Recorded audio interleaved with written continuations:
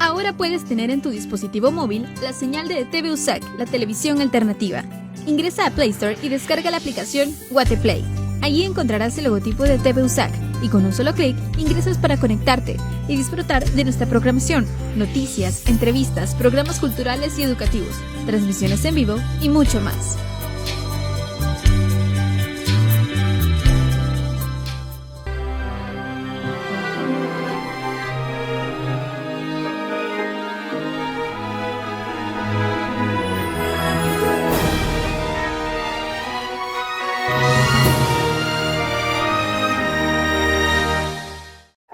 Coronavirus, la pandemia.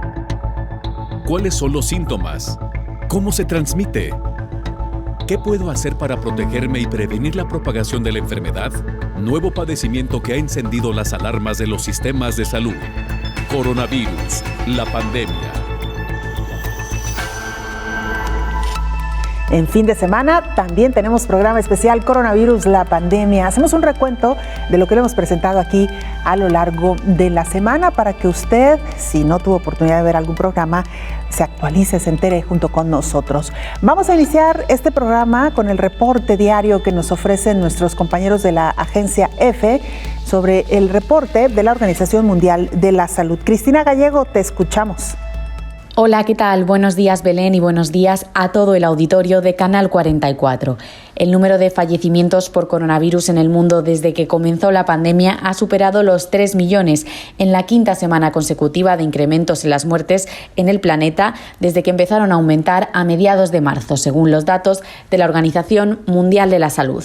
Por otro lado, el número total de casos desde el comienzo de la crisis sanitaria ha alcanzado los 142 millones debido a la última ola del coronavirus que está ocurriendo pese al avance en las campañas de vacunación.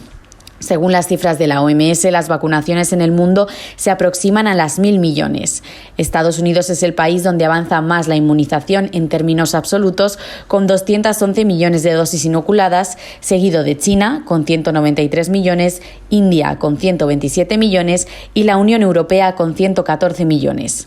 El director general de la OMS, Tedros Adhanom Ghebreyesus, ha recordado que tenemos todos los instrumentos necesarios para mantener bajo control esta pandemia en el curso de pocos meses, pero solo si los utilizamos de manera coherente y equitativa. Sin embargo, Ghebreyesus ha expresado preocupación por la velocidad alarmante con la que el virus se está difundiendo, sobre todo entre las personas entre 25 y 59 años en todo el mundo.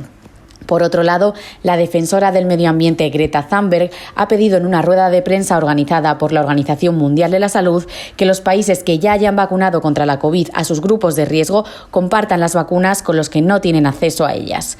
Esta es la reivindicación que lleva haciendo la Organización Mundial de la Salud desde que empezaron las campañas de vacunación en todo el mundo. La activista también ha anunciado en esta rueda de prensa que ha donado 100.000 euros al programa COVAX de la OMS, que tiene el propósito de la distribución equitativa de las vacunas.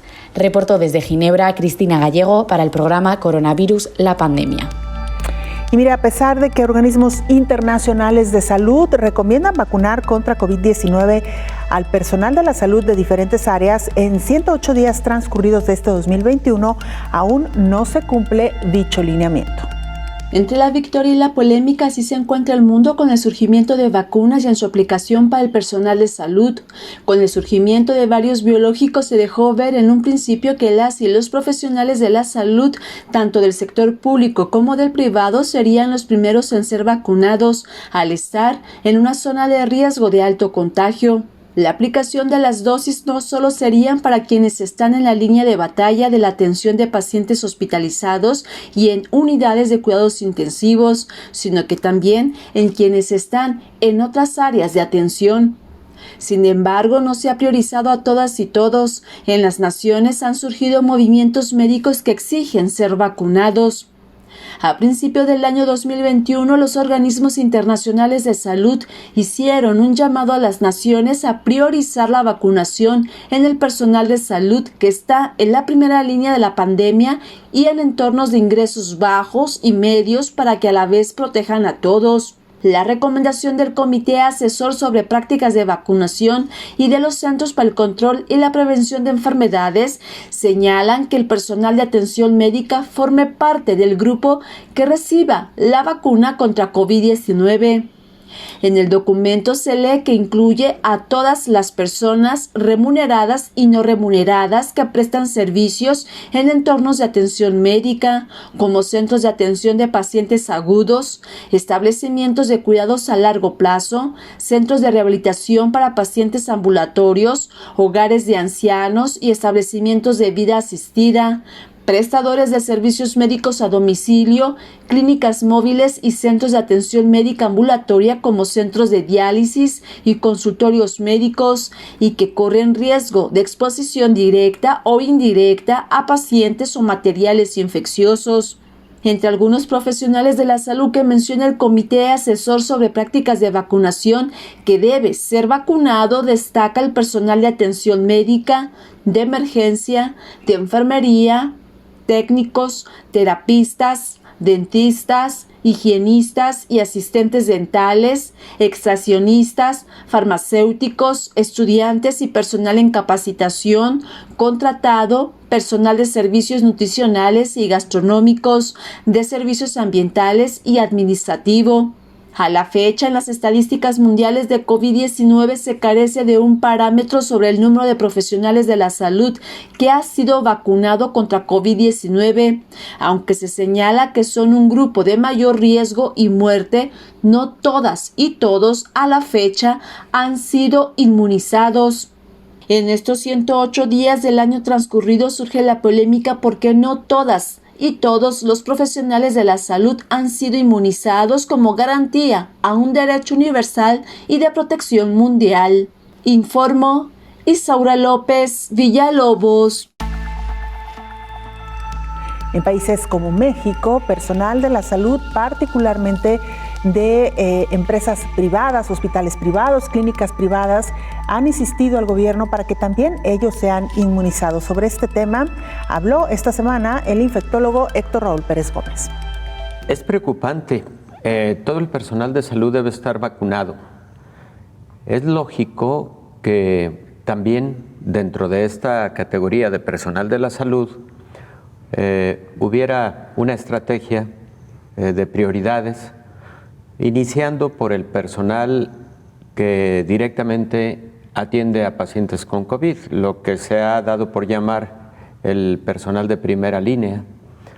Pero una vez concluido con el personal de primera línea, inmediatamente debería de estarse vacunando al resto del personal de la salud.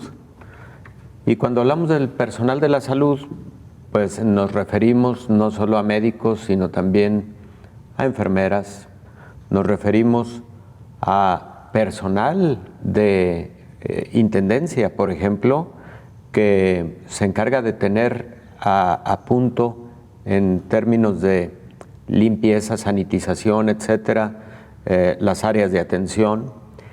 ¿Qué decir, por ejemplo, del personal de odontología? Los odontólogos trabajan en la cavidad bucal y evidentemente ahí es en donde encontramos frecuentemente las más altas cargas virales. ¿Y por qué debe el personal de la salud, incluso el que no es de primera línea, estar muy pronto vacunado? Porque recordemos que existen pacientes con sintomatología que no es respiratoria y que tienen COVID y que su sintomatología, por ejemplo, es gastrointestinal. Hay pacientes con COVID que llegan manifestándote que el cuadro clínico es de diarrea, dolor abdominal, etcétera.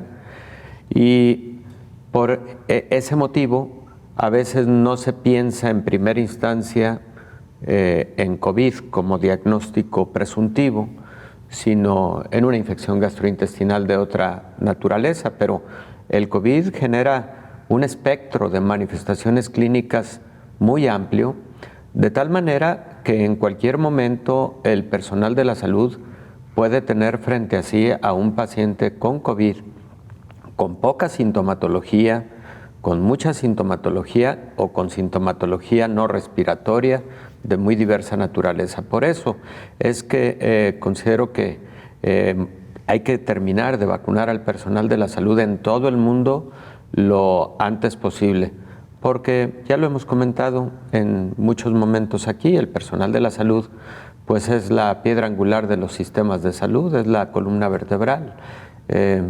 Podrá haber hospitales, puede haber equipamiento, puede haber lo que queramos, pero si el personal de la salud está en múltiples bajas por COVID, ahí un sistema de salud se pone en alto riesgo. Hay que reflexionar lo siguiente, se debe agilizar la vacunación al personal de la salud también del ámbito privado, porque imaginemos este escenario, Belén.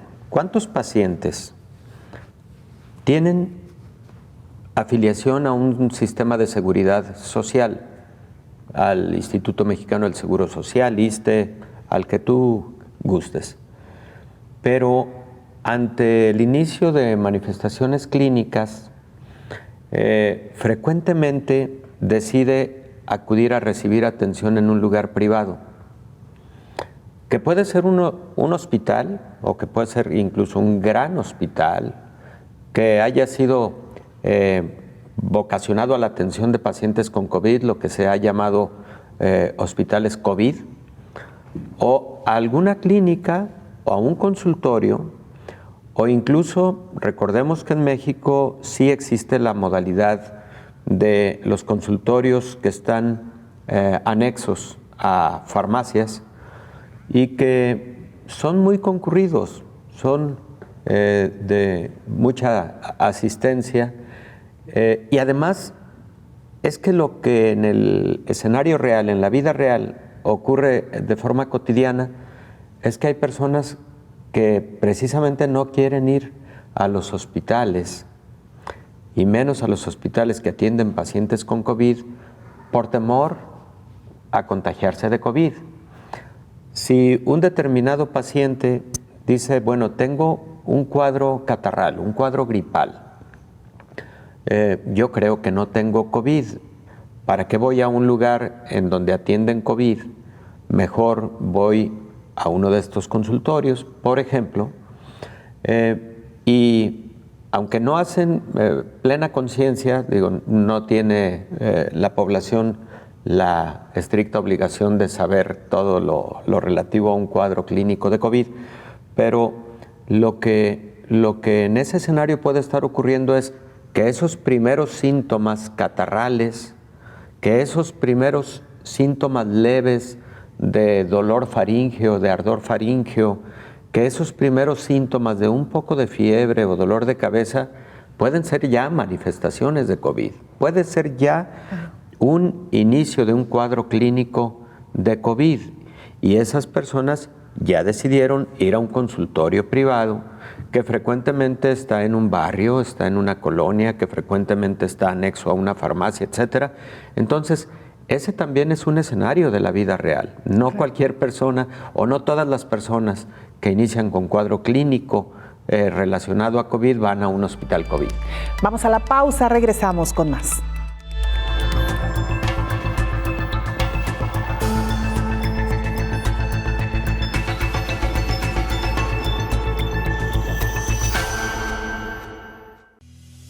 ¿Sabes cómo es el Plan Nacional de Vacunación contra COVID-19, presentado por el Ministerio de Salud Pública y Asistencia Social? Te lo mostraremos. El plan se divide en grupos de población en orden de prioridad, por fases y subfases, dependiendo de la disponibilidad de la dosis de la vacuna.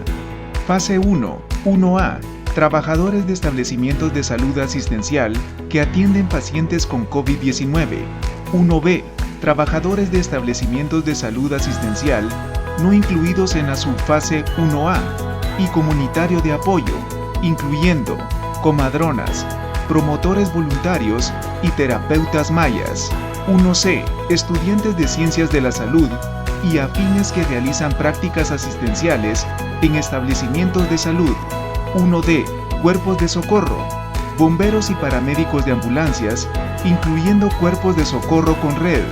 trabajadores de funerarias y personal que labora en instituciones de adultos mayores. 1E. Personas internadas en hogares o instituciones de adultos mayores. 1F. Trabajadores del sector salud, administrativos, no incluidos en las subfases anteriores de acuerdo con otros factores de riesgo. Fase 2. 2A. Adultos mayores de 70 y más años y adultos con una o más de las condiciones siguientes: hipertensión arterial que requiere medicamento, diabetes, enfermedad pulmonar crónica, enfermedad renal crónica, enfermedades cardiovasculares y cerebrovasculares, inmunosupresión u obesidad. 2B. Adultos de 50 a 69 años. Fase 3. 3A. Trabajadores sector Seguridad Nacional, PNC, PMT, militares y personal del sistema penitenciario. 3B. Trabajadores registrados en las municipalidades y entidades que prestan servicios esenciales de electricidad, agua y recolección de basura. 3C. Trabajadores sector educación, maestros nivel primario, básico, universitario, incluye funcionarios del Ministerio de Educación. 3D. Trabajadores sector justicia, jueces, personal en tribunales. Fase 4. 4A. Adultos de 40 a 49 años. 4B. Adultos de 18 a 39 años. La vacunación será gratuita, segura y voluntaria, según el Ministerio de Salud Pública y Asistencia Social.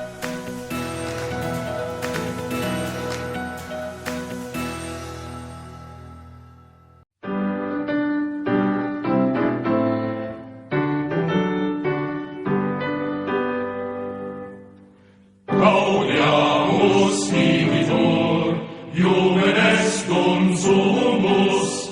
Gaudiamus vivitur, Iuven est sumus.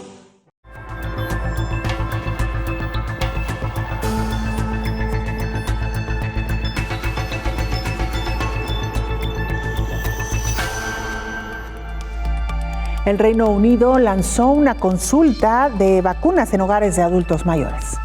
El Reino Unido lanzó una consulta sobre las vacunas COVID-19 del personal en residencias que atienden a adultos mayores.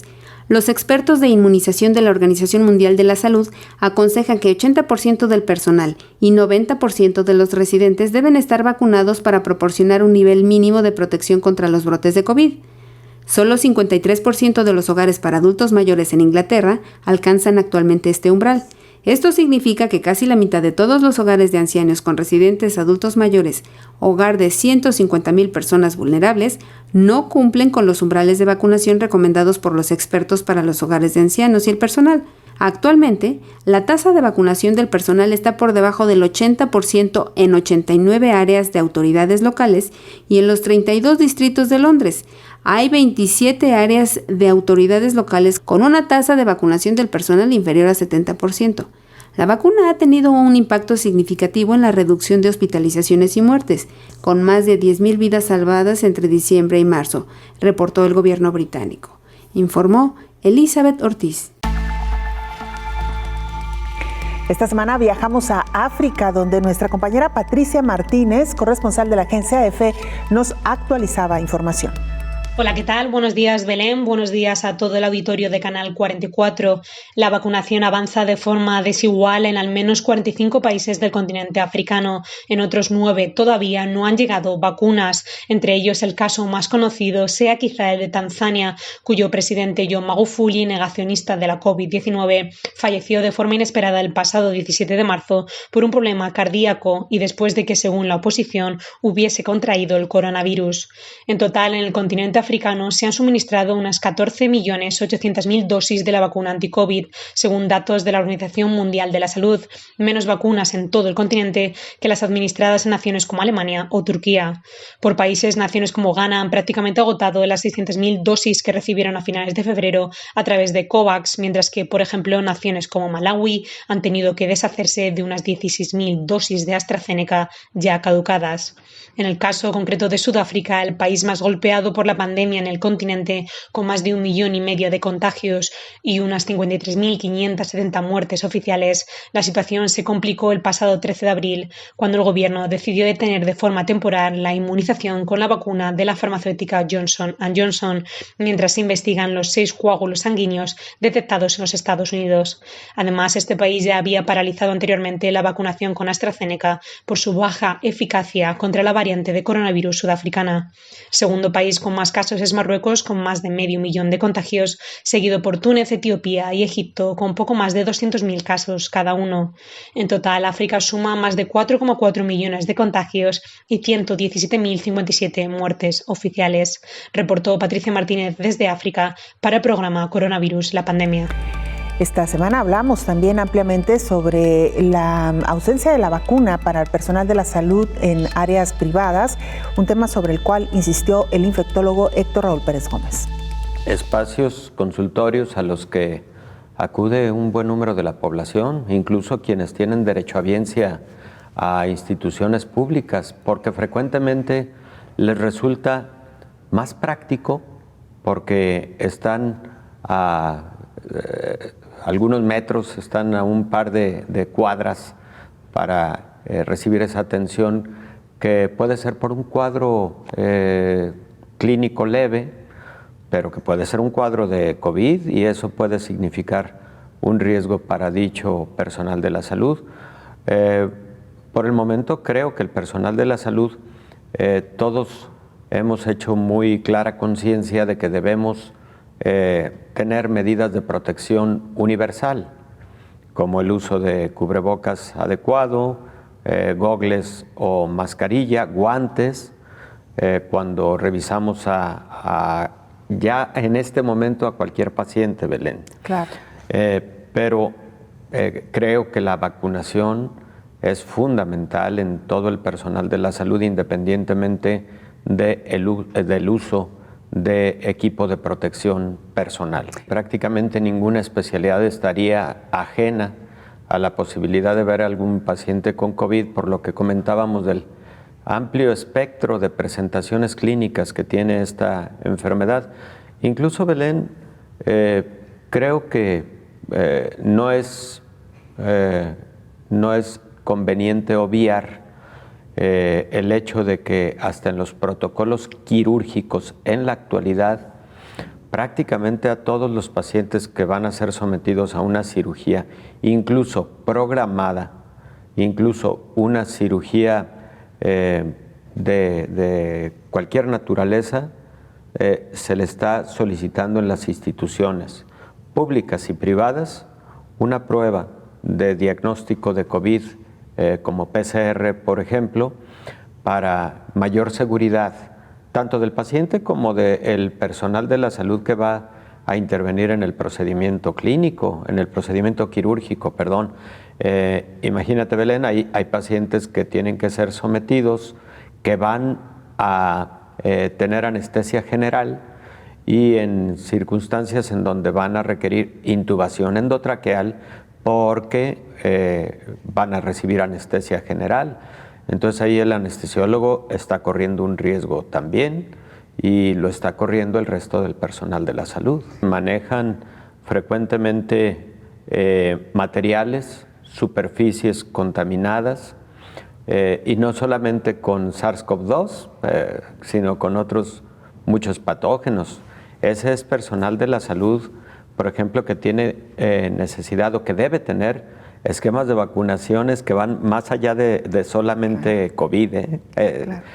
Tienen que estar vacunados contra otros patógenos y deben tener equipo de protección para realizar su trabajo, ¿no? Pensemos, cotidiano. Por ejemplo, doctor, que accidentalmente se pinchan con alguna jeringa. Sí, por ejemplo. En fin, un riesgo alto para estos trabajadores de la salud, y que no han estado de manera muy clara dentro de esta primera línea, que sin duda alguna también forman parte. Claro, aunque existen protocolos hospitalarios de lo que conocemos RPBI, los residuos peligrosos infecciosos, que tienen un protocolo perfectamente definido y establecido, y que se debe seguir al pie de la letra precisamente para evitar esos riesgos al propio personal de la salud, pero también a la población general desde el momento en el que fue utilizado dicho punzocortante, por ejemplo, hasta su disposición final, incineración, etcétera, etcétera. Está protocolizado,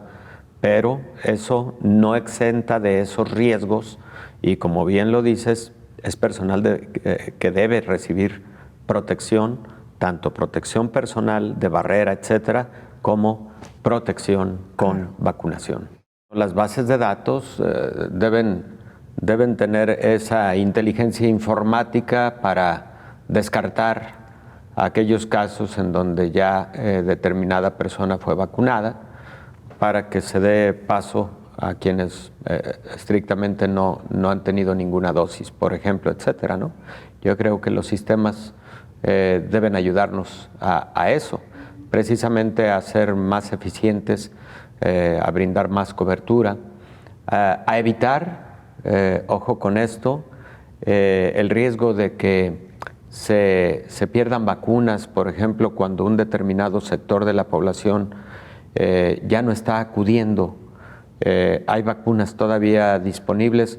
Hombre, pues ahí se puede identificar algún sector de la población que en la línea de la estrategia de vacunación se pueda incorporar ya y que finalmente, al ir recibiendo su primera dosis, su sistema de identificación los vaya teniendo presentes para que se aprovechen más los biológicos y para que se avance más en el programa de vacunación. Me parece muy buena idea la inmunización a los profesores, muy buena idea, porque un sector de la economía, bueno, y diría yo, un sector social fundamental para el desarrollo que hay que reactivar es la educación, a todos los niveles. Entonces, me parece muy buena idea también iniciar la vacunación para los docentes a todos los niveles, pero sí concluir con el personal de la salud. En el mundo entero hay consenso de que el personal de la salud debe estar completamente vacunado. Oiga, doctor, y esto en medio de una situación todavía incierta para conocer cuánto durará la inmunidad por vacunación. Fíjate, Belén, que hay algunos estudios interesantes al respecto. En la revista New England Journal of Medicine, en la revista Lancet, han venido apareciendo desde hace un par de meses algunas publicaciones al respecto. En el seguimiento de pacientes vacunados en la fase 3 de los ensayos clínicos, por ejemplo con BioNTech, Pfizer, la presencia de células de la respuesta inmune y de anticuerpos ha prevalecido durante 8 meses, pero hay también algunas publicaciones, Belén, y me voy a referir a una que está en lo que se conoce como prepublicación. Está prácticamente lista para aparecer de forma definitiva, en donde con la vacuna de Pfizer se analizó aproximadamente a 110 personas, adultos mayores, en asilos de ancianos, que están en asilos de ancianos y que recibieron la vacuna, y al ser revisados a lo largo de los meses, se encontró que aquellos que ya habían tenido COVID y que se vacunaron, tuvieron mejor inmunidad y con una duración un poco mayor que aquellos que se vacunaron y nunca habían tenido COVID. Y también este estudio incluye a otro grupo a manera de comparación, como grupo comparativo, de cuidadores de estas personas, jóvenes sin ninguna patología, en quienes se encontró mejor cantidad de anticuerpos, mayor duración de dichos anticuerpos y de células del sistema inmune. Entonces, de los tres grupos, el de los adultos mayores que nunca habían tenido COVID tuvieron una respuesta inmune a la vacuna menos robusta, quienes no habían tenido, quienes habían tenido COVID y recibieron vacunación tuvieron una respuesta inmune más robusta, como si la infección inicial haya sido de alguna manera una primera vacunación. Una primera dosis. ¿No? Una primera dosis. Y el grupo comparativo, fue el que tuvo la mejor respuesta inmune, pero eran jóvenes, cuidadores en estos asilos de ancianos, ¿no? Es probable, Belén, que esto vaya a estar llevando a la conclusión que está teniendo Pfizer respecto a la posibilidad de una tercera dosis. Eso y también la cobertura a algunas de las nuevas variantes. Hacemos otra pausa, regresamos con mucha más información.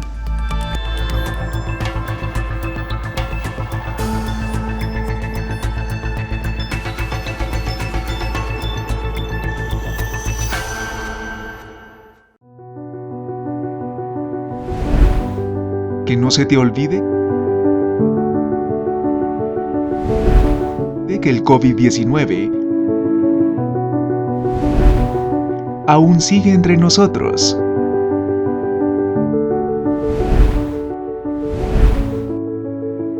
Sigue cuidándote.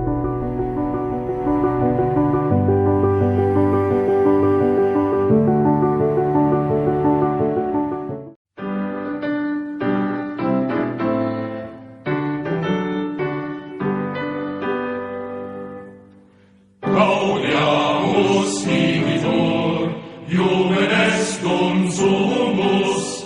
Gaudeamus igitur, Iuven est consumus.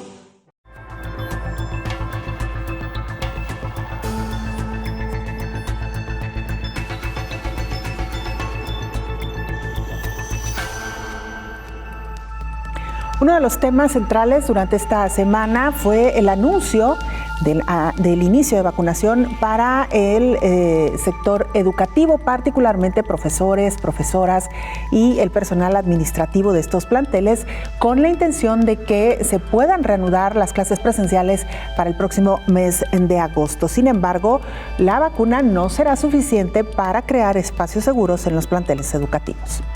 En esta lucha contra la COVID-19, uno de los sectores que más ha costado su retorno es el regreso a clases en los diferentes niveles educativos. El Sistema Mundial de Salud ha establecido una pausa prolongada con el objetivo de prevenir contagios en las y los estudiantes.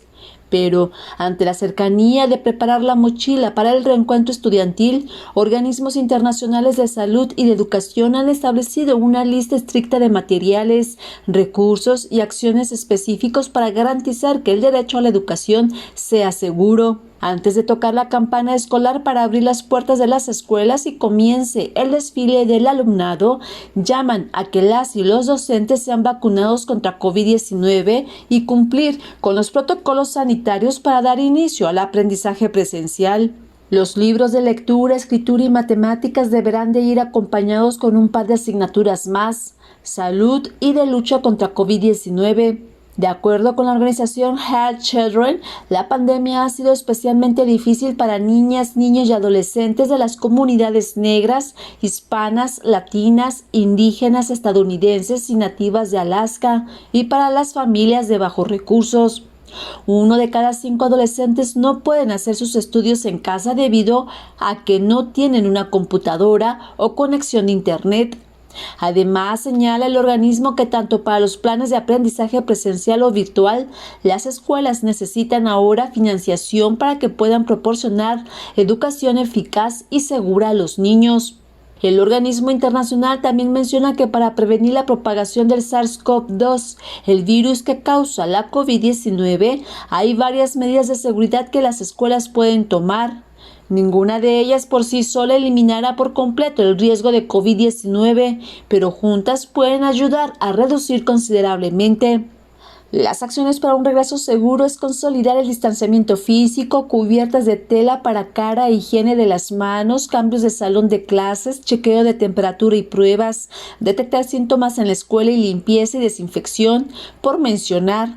Aunque algunos países comenzaron a regresar a clases presenciales de manera paulatina, Otros están a la espera de ya comenzar, pero siempre se deberá tener presente en la mochila todos los materiales y recursos para prevenir la COVID-19. Informó Isaura López Villalobos.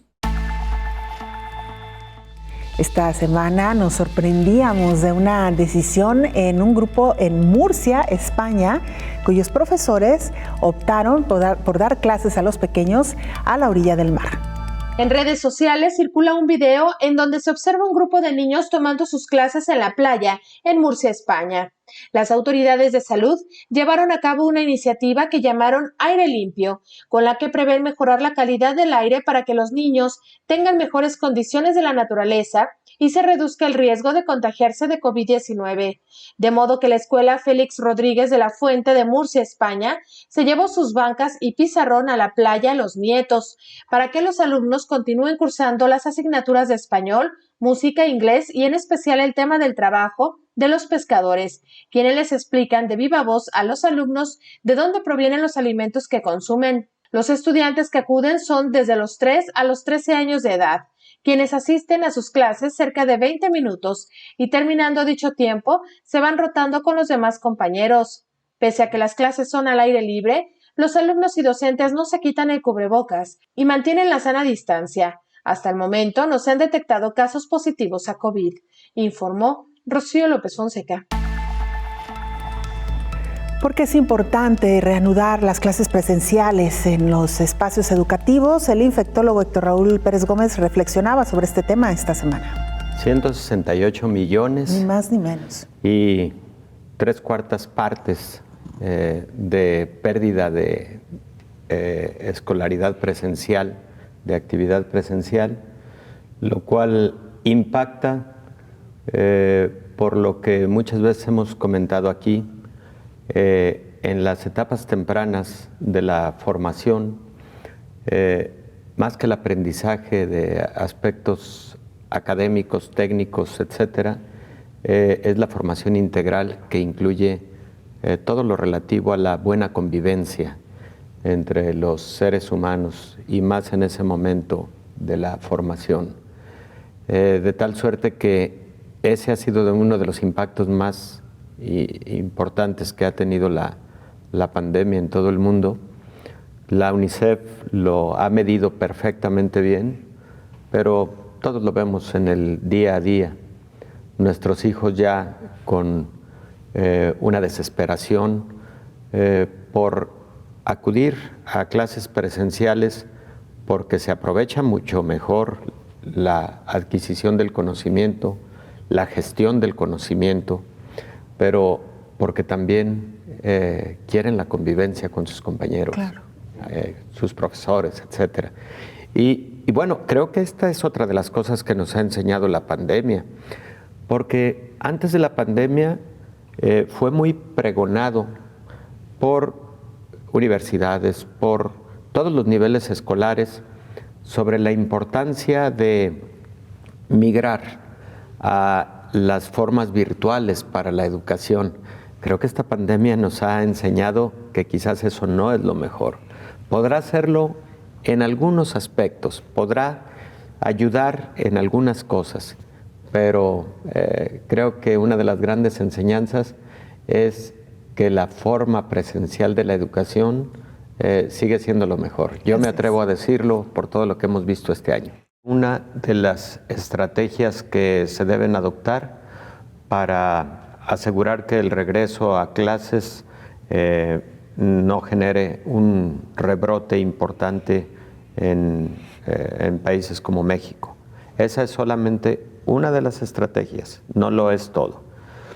Importante que estén vacunados los docentes, pues, pero recordemos que el virus infecta también a los niños, infecta a los seres humanos de cualquier edad. Número 2, que los niños transmiten la enfermedad a los adultos y hay algunos estudios que demuestran que los niños pueden transmitirla con mayor eficiencia. Número 3, que existe un alto porcentaje de niños asintomáticos. De hecho, en los niños la proporción de asintomáticos es mayor o de síntomas muy leves es mayor. Entonces, puede haber transmisión de la enfermedad entre los pequeños y esos pequeños, por supuesto, pueden llevar la transmisión en cadena a sus casas, por ejemplo, ¿no? O a otros espacios. Entonces, es muy importante la vacunación de los docentes, yo la aplaudo, me parece que era fundamental. Número 2, hay guías internacionales de lo que idealmente, sobre todo en los niveles básicos de la educación, se debe adoptar para un regreso más seguro. Una de ellas es procurar aprovechar todos los espacios del plantel para lograr un espacio entre butaca y butaca, mesabanco y mesabanco, de por lo menos 2 metros, y esto de aprovechar los espacios implica también aprovechar los espacios destinados al deporte, por ejemplo, los espacios abiertos, porque en ocasiones las aulas son espacios cerrados que no tienen buena ventilación y en donde el mesabanco está unido uno con otro prácticamente. Entonces, esa es una recomendación publicada por muchas agencias internacionales, incluyendo los Centros para Control de Enfermedades de Atlanta en los Estados Unidos, y que fue publicado incluso en septiembre del año pasado. Número 2, es muy importante que los niños, por supuesto mayores de 3 años de edad, porten cubrebocas prácticamente en todos los momentos. Y es muy importante que los padres de familia, si detectan un síntoma, por menor que sea, por leve que parezca, no lleven al pequeño a la escuela, que lo lleven a revisión médica, porque si lo llevan a la escuela teniendo un poquito de fiebre, por ejemplo, ese niño puede estar presentando un cuadro leve de COVID y ahí se puede generar un brote en el centro escolar. Los filtros sanitarios de ingreso son importantes, muy importantes, y otro aspecto que vale la pena resaltar, pues es que el plantel debe asegurar los mecanismos para la limpieza y desinfección de superficies, de manivelas, debe asegurarse de que los sanitarios tengan agua y jabón para el lavado frecuente de las manos, y los profesores deben tener una muy buena asesoría a los pequeños con respecto a todas estas medidas que disminuyen el riesgo. Todo esto es algo que nos ha enseñado la pandemia también, a ser creativos. En el caso de los ciclos escolares, posiblemente en muchos sistemas educativos se propiciaron el compactar contenidos y enriquecerlos con otros aspectos de formación. Era de lo que había que aprovecharse en virtud del escenario que se estaba viviendo.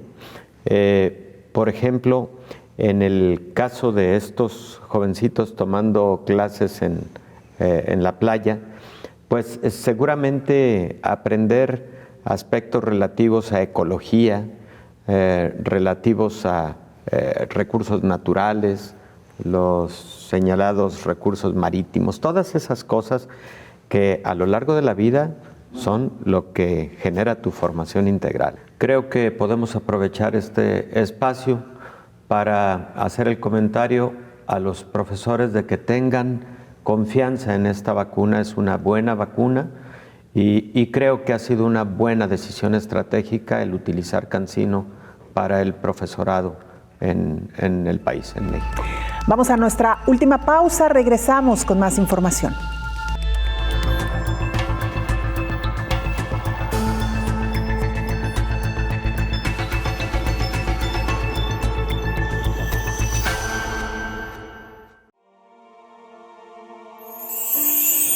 Sigue estos 5 consejos para evitar el COVID-19.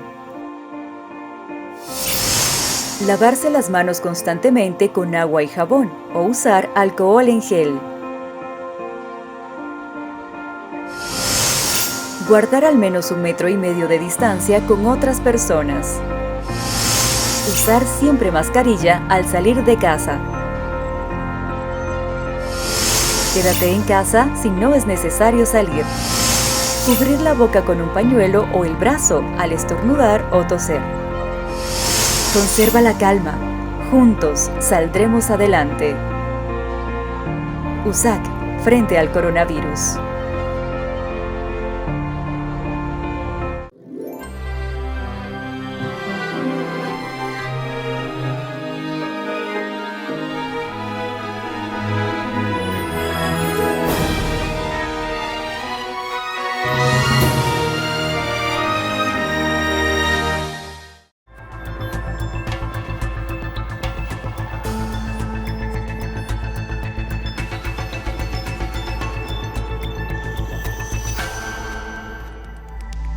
Y aunque inició apenas esta semana la vacunación para el sector educativo en México, hay un estado en este país que ya regresó a clases presenciales. ¿Cómo lo consiguió? Bueno, en primer término, estando en semáforo verde, y después porque el personal educativo de este estado fue vacunado previamente. Con un regreso escalonado en escuelas de Campeche, comenzó este lunes el retorno a la pretendida normalidad en México. Justo este 20 de abril arranca la vacunación para docentes de 5 estados, los cuales podrían comenzar a partir del 15 de mayo. Se trata de Chiapas, Coahuila, Nayarit, Veracruz y Tamaulipas. Aunque inicialmente estaba previsto que únicamente podría haber clases presenciales en aquellos estados en color verde del semáforo COVID, ahora el gobierno mexicano informó que estará permitido incluso en entidades donde el semáforo epidemiológico está en amarillo. Se espera que más de 3 millones de profesores sean vacunados. La inmunización está prevista para docentes del sector público y privado. Ellos recibirán la vacuna CanSino, que solo requiere una dosis. La Secretaría de Educación Pública, Delfina Gómez, pidió el apoyo de padres de familia. La funcionaria dijo que no es obligatorio. Hay una carta compromiso que tienen que firmar los padres de familia para autorizarlo, debido a que cada persona tiene formas diferentes de enfrentar lo que estamos viviendo. Unos con miedo, otros con desesperación, dijo. Además de que los padres también tienen que comprometerse a llevar a los niños y participar en el protocolo de ingreso, informó Elizabeth Ortiz. Sin embargo, no en todos los casos ha sido exitoso este regreso a las aulas. Veamos lo que sucedió en Chile. Chile fue uno de los tantos países de Latinoamérica que intentaron regresar a clases presenciales, pero el incremento de casos de COVID obligó al gobierno a decretar una cuarentena nuevamente por regiones, como sucedió en la ciudad de Osorno. El director del Colegio Emprender Osorno, Claudio González Castillo, explicó cómo fue su intento de regresar. Para el tema del retorno, acá en Chile nosotros tuvimos que presentar un plan de retorno al Ministerio de Educación, que eso fue enviado el 8 de enero, teníamos con fecha tope, donde planteábamos todos los elementos que íbamos a utilizar en el regreso a clases, que se volvía el 1 de marzo.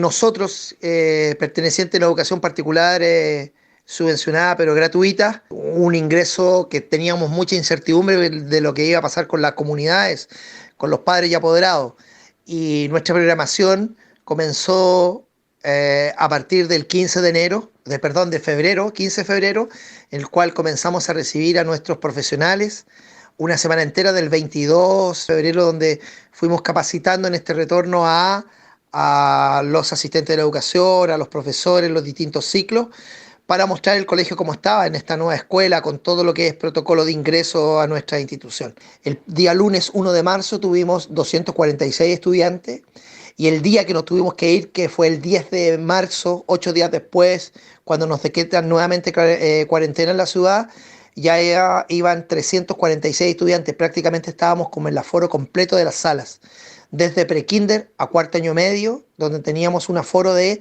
15 estudiantes por sala. Osorno se ubica a 930 kilómetros de la capital Santiago y cuenta con unos 220,000 habitantes. La experiencia de esos 8 días de clases presenciales fue muy grata, explica el director. Fue un encuentro muy bonito con estos niños, pero bueno, la experiencia fue, fíjate que nos sorprendió mucho. Primero, por la confianza de los padres en que el colegio iba a estar habilitado para que los niños estuvieran con todos los cuidados. Teníamos entradas diferidas al colegio, recreos diferidos y salidas diferidos. Todo estaba marcado por los niveles. El colegio eso nos permitía tener entradas diferidas, recreos diferidos, donde los niños no tenían, solamente compartían en el puro nivel, pero en espacios grandes y amplios. Y también teníamos salidas diferidas. Indica que otros colegios tuvieron que cerrar porque hubo casos con COVID, pero el colegio de Osorno cerró porque la ciudad fue mandada a cuarentena y será hasta que termine la misma para saber qué pasos seguirán las ciudades que regresaron a clases en línea, informó Rocío López Fonseca. Micaela Viqueira es nuestra compañera corresponsal de la agencia EFE en India, donde también hoy por hoy están reportando un incremento preocupante en el número de casos de COVID-19.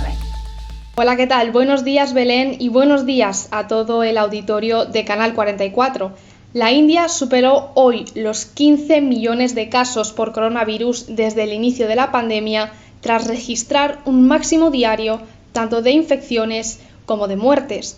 El país asiático se encuentra sumido en una segunda ola en la que hoy reportó una cifra récord de 273.810 casos en las últimas 24 horas, de acuerdo con los datos del Ministerio de Salud indio. El número de muertes causadas por COVID asciende ya a más de 178.000 al registrar un máximo histórico de 1.619 nuevas muertes en un solo día. Después de Estados Unidos, la India es el segundo país más afectado del mundo en términos absolutos. El país ya ha visto cómo los casos se disparaban en las últimas semanas. La virulencia de esta segunda ola ha afectado a una decena de estados como Maharashtra, cuya capital es Bombay. Esta región solo hoy contabilizó más de 68.000 nuevos casos. Nueva Delhi ha registrado también cifras que nunca había visto hasta ahora, más de 25.000 positivos en las últimas 24 horas. Ante la feroz subida de casos, algunas regiones han empezado a advertir que la situación en los hospitales es bastante severa. Por este motivo, gobiernos como el de Nueva Delhi decretaron este lunes un confinamiento total de una semana para evitar que los servicios sanitarios colapsen. De hecho, los hospitales de Nueva Delhi, una ciudad de unos 20 millones de habitantes, están casi desbordados y falta oxígeno médico. El jefe de gobierno de la capital india avisó de que si no se impone un confinamiento ahora, la situación podría empeorar. Según la página oficial que informa sobre la disponibilidad de camas en las unidades de cuidados intensivos, solo están libres 113 de las 4.220 con las que cuenta la ciudad, aunque el gobierno plantea abrir nuevas plazas en los próximos días. Mientras las infecciones crecen a un ritmo hasta ahora desconocido, la India continúa con su campaña de vacunación, bautizada como la mayor campaña del mundo y en la que hasta el momento se administraron más de 123 millones de dosis. Reportó desde la India Micaela Viqueira para el programa Coronavirus la Pandemia.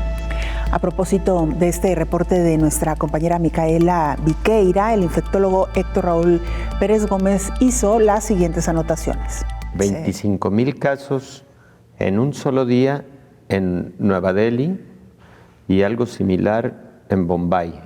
Es decir, solo Nueva Delhi. Por supuesto es una ciudad muy poblada, etcétera, pero 25,000 nuevos casos. La India es el país con mayor impacto de la pandemia en este momento, Belén.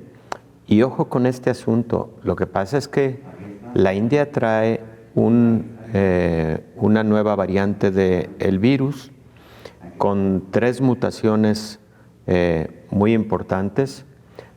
Por cierto, una de estas mutaciones, la E484Q, no K, como una mutación que habíamos comentado en el programa que comparten la sudafricana y la brasileña.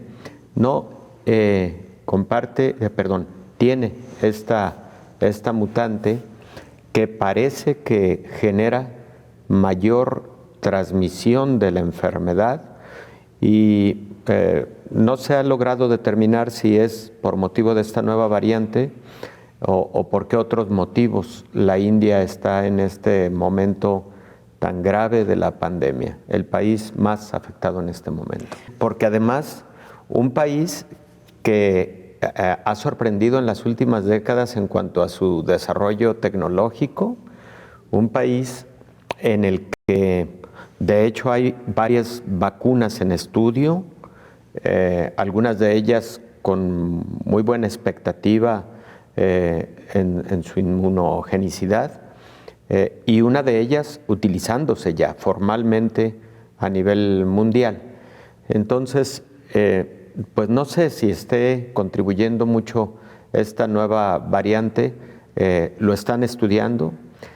Esperemos que no sea el asunto de la variante, porque si así lo fuera, puede ser más difícil su control y además, ojo con esto, la presencia de una variante que genere más transmisión, más gravedad, más letalidad en cualquier parte del mundo puede tener diseminación muy rápida al resto del mundo. Vivimos un mundo global y también los virus y las bacterias y también cualquier patógeno y cualquier vector de patógenos microbiológicos puede subirse a los aviones. Claro. Así de fácil. De esta manera llegamos al final de este programa especial Coronavirus, la pandemia de fin de semana. Gracias por habernos acompañado. Le invitamos para que nos sintonice el día de mañana, domingo, con una recapitulación más de lo que aquí le hemos presentado a lo largo de la semana. Hasta pronto. Coronavirus, la pandemia.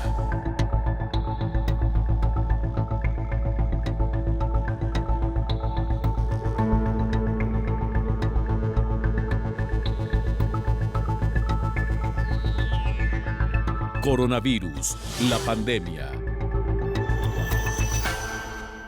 De pronto, el mundo se detuvo. El reloj dejó de girar. Las ciudades guardaron silencio y no supimos qué hacer. ¿El mundo volverá a ser el mismo? ¿Es esta la pregunta correcta? Debemos detenernos, cerrar los ojos y respirar. Este es un llamado a la reflexión. Estábamos tan ocupados en nuestros problemas que nos olvidamos del planeta sobre el que estamos parados. Habituados a nuestra comodidad, olvidamos que todo lo que tomamos de la naturaleza tiene un precio por el que debemos pagar. Quizás las preguntas que deberíamos hacernos ahora son: ¿cuándo fue la última vez que nos detuvimos? ¿Qué podemos hacer para respetar nuestro único hogar? ¿Hace cuánto no miramos las estrellas? ¿Hemos admirado la vida, los árboles y las plantas? Este es un mensaje de la naturaleza, una oportunidad que tenemos para apreciar lo que damos por sentado. Nuestro planeta nos recuerda que estamos aquí para colaborar con él. Somos sus invitados. Y ha llegado el momento de mostrar agradecimiento. Ahora nos queda volver a aprender, reinterpretar qué es lo más importante, escucharnos a nosotros mismos y valorar las cosas que habíamos olvidado. Sobreviviremos, tal como la humanidad lo ha hecho antes. Esto quedará atrás y lograremos salir adelante. Pero con una diferencia fundamental. Debemos cambiar nuestra actitud hacia el planeta. Solo así habremos entendido nuestro rol en el ciclo de la vida. Las decisiones que tomemos para afrontar este problema no nos harán regresar a la normalidad. Servirá para traernos un futuro mejor. Cuando esto acabe, estaremos con nuestros padres, hijos y amigos. Miraremos hacia las estrellas y, juntos, nos daremos cuenta de que nunca las habíamos apreciado como ahora. Canal 44, la señal de todos.